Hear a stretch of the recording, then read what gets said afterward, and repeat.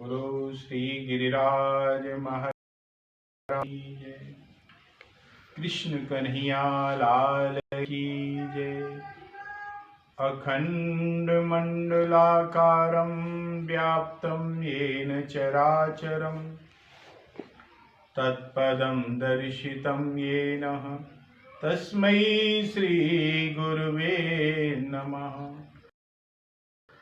विलासाचरितानुसारी दुग्धाधिचूरेण यशो विसारी कुमारिकानंदित घोषारी मम प्रभु श्री गिरिराजधारी।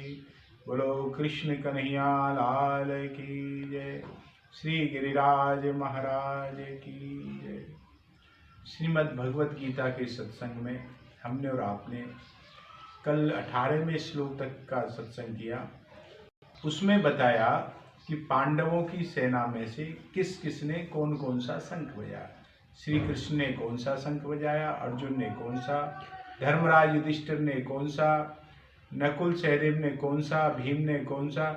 इस प्रकार से 18 वीरों के द्वारा बजाए गए सैनों का वर्णन है। यह आपने किया। अब आज हम श्रवण करेंगे कि पांडवों की सेना ने जो शंखनाद किया उसका कौरव सेना पर क्या प्रभाव पड़ा, क्या असर हुआ उसका, उस विषय में 19वें श्लोक में हम आप चर्चा करेंगे।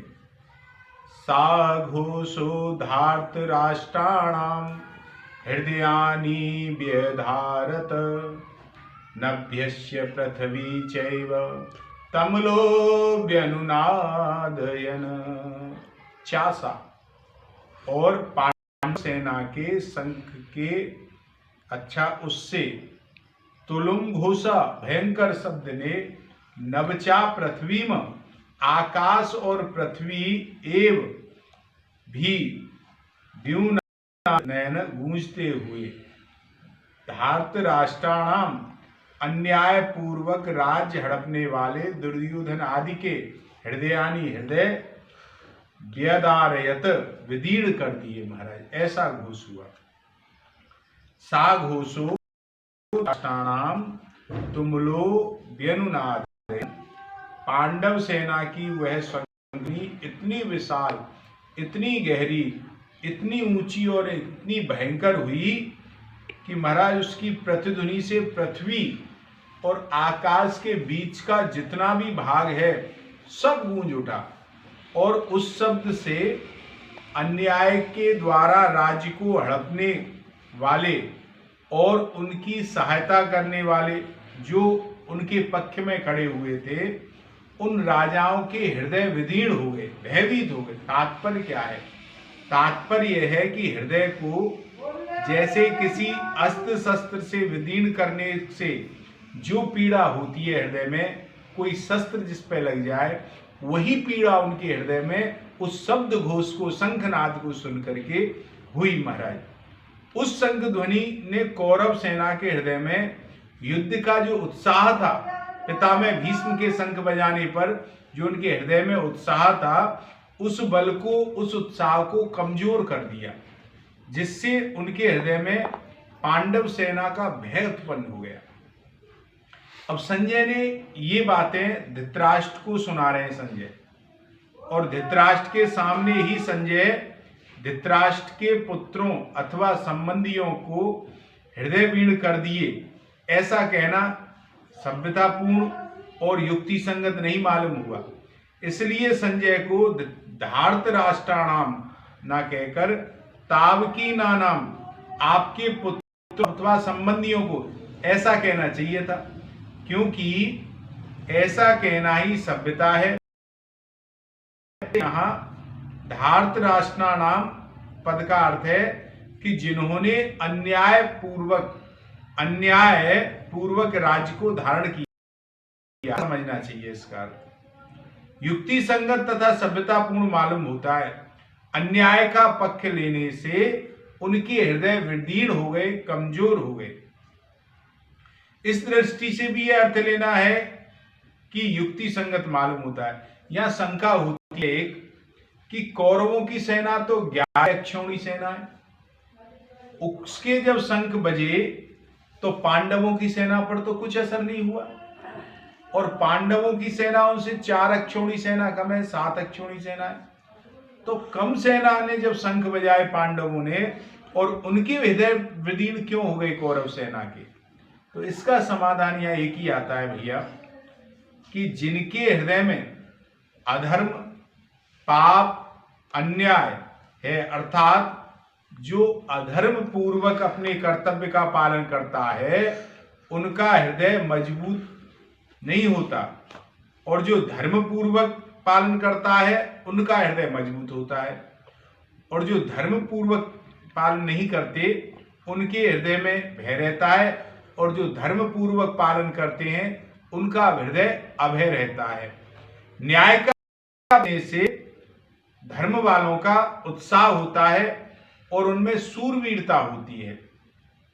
पांडव वनवास के पहले भी न्याय और धर्म पूर्वक राज्य किया करते थे, और वनवास से वापस आके भी उन्होंने न्याय और धर्म की अपना राज्य मांगा, पूर्वक ही उन्होंने अब राज्य मांगा। अतः उनके हृदय में भय नहीं था, प्रत्युत उत्साह था, सूरवीरता थी। तात्पर्य है कि पांडवों का पक्ष धर्म का था, इस कारण कौरवों की 11 अक्षौणी सेना के बाजों के शब्द का पांडव सेना पर कोई असर नहीं हुआ महाराज।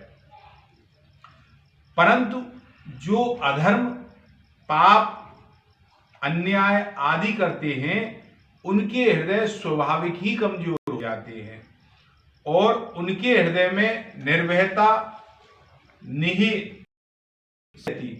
उनका खुद का किया अन्याय ही उनके हृदय को निर्बल बना देता है।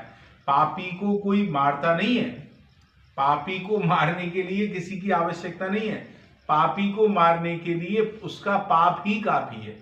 तो जो पाप रत रहता है उसके हृदय को स्वयं उस पाप का व्यवहार है वही निर्बल बनाता है, और अधर्म, अन्याय पूर्वक अधर्म और अधर्मी को खा जाता है उसका।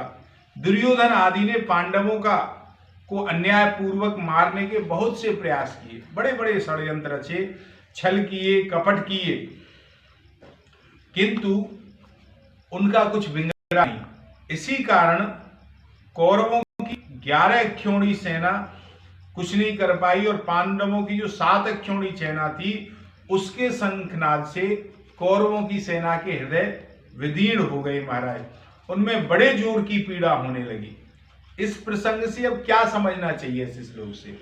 तो समझने वाली बात केवल इतनी है भैया, इस प्रसंग से साधक को सावधान हो जाना चाहिए कि उसके द्वारा अपने शरीर से, वाणी से, मन से कभी भी अन्याय और अधर्म का आचरण ना हो।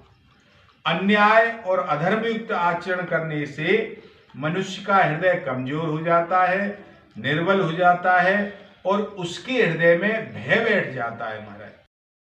उदाहरणार्थ, लंकापति रावण त्रिलोकी विजय था, और जब वह चलता था तो सारे देवता भी उसने अपनी पार्टी से बांध रखे थे, और सभी भयभीत हो जाते थे महाराज। तब रावण, किंतु वही रावण सीता हरण करने के लिए गया तो वह स्वयं भयभीत होकर इधर उधर देखता है। इसीलिए साधक को चाहिए कि वह अन्याय, अधर्म युक्त आचरण ना करे। सून बीच 10 कंदर देखा, आवा निकट जति के बेसा, जाके डर सुर असुर डिराही, निस न नींद दिन अन्न न खाही। जाके डर से सब डरते थे, और जब वो अधम की प्रवृत्ति में वृत हुआ रावण तो स्वयं डरने लगा। तो जीव को किसी भी प्रकार अधर्म का आचरण नहीं करना चाहिए। आज के प्रसंग को यहीं विराम देंगे। 2 मिनट नाम संकीर्तन, उसके बाद यहीं विराम। राधे राधे गोविंद गोविंद राधे, राधे राधे गोविंद गोविंद राधे, राधे राधे गोविंद गोविंद राधे राधे राधे गोविंद गोविंद राधे राधे राधे गोविंद गोविंद राधे। बोलो कन्हैया लाल की जय। श्री गिरिराज महाराज की।